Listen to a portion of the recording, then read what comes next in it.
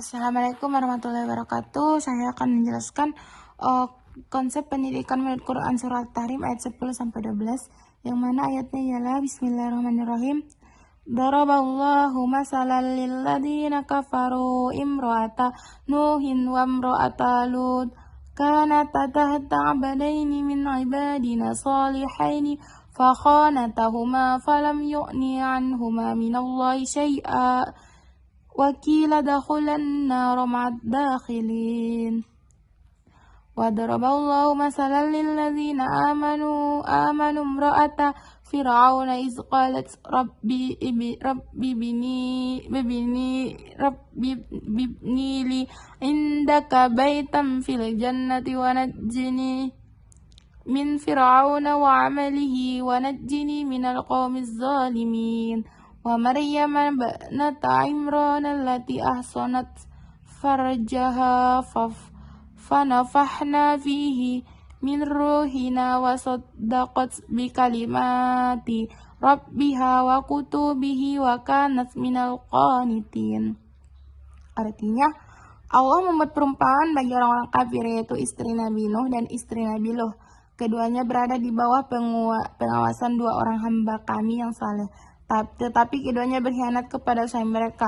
Maka kedua suami itu tidak dapat menolong mereka sedikit pun dari azab Allah. Lalu dikatakan kepada keduanya, masuklah kamu berdua ke dalam neraka bersama orang-orang yang masuk neraka.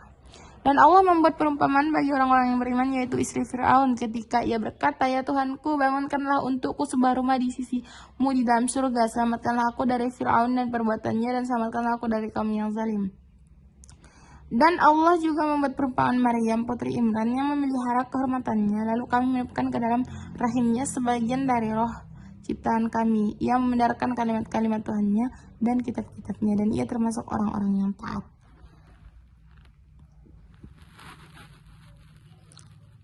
Dalam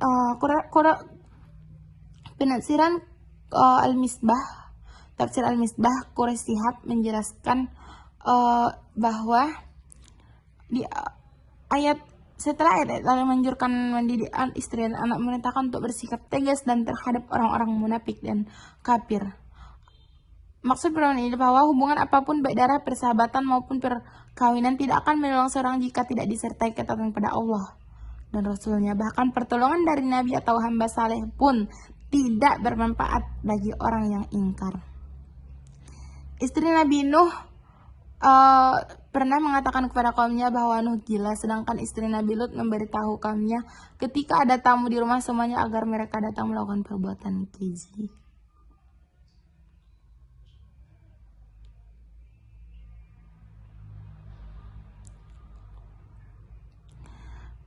Selanjutnya tentang Nabi dan tentang istri Fir'aun.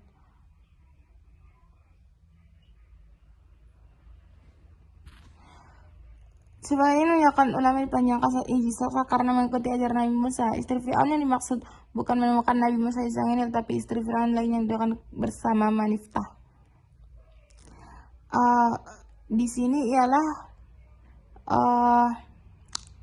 bahwa mengisyaratkan bahwa hendaknya milik tanggal terlebih dahulu, baru tinggal di mengandung makna kedekatan kepada Allah dan anugerah penghormatan imaterial spiritual.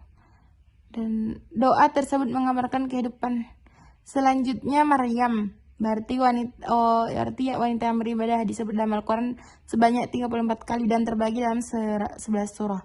Perlu dicatat bahwa tidak seorang wanita pun yang disebut namanya dalam Al-Quran kecuali beliau. Ini untuk mensyaratkan bahwa tidak ada wanita lain yang pernah atau akan mengalami seperti apa yang beliau alami, melahirkan anak yang menjadi nabi tanpa disentuh pria. Menurut tafsir Al-Azhar, ini yaitu membina dan membangun keluarga muslim, terutama sekali terlebih dahulu diatur kedamaian rumah tangga, menerima rezeki yang halal dan yang murahkan Allah, kedamaian dalam pergaulan, menerima rahmat dari nikmat Allah dan tidak mengharamkan apa yang dihalalkan Tuhan. Dapat disimpulkan Keduanya menekankan pentingnya keteguhan iman dan kesucian menghadapi lingkungan yang penuh godaan dan kekufuran. Seperti istri Fir'aun, Aisyah, Maryam Putri Imran menjadi teladan bagaimana seorang wanita dapat tetap taat dan menjaga kehormatan meski berada di bawah pengaruh suami atau lingkungan yang zalim. Ketaatan, kesucian, dan kepasrahan kepada Allah lebih menentukan keselamatan dan spiritual seorang dibanding status sosial atau kekayaan dunia. Sampai di sini, Assalamualaikum warahmatullahi wabarakatuh.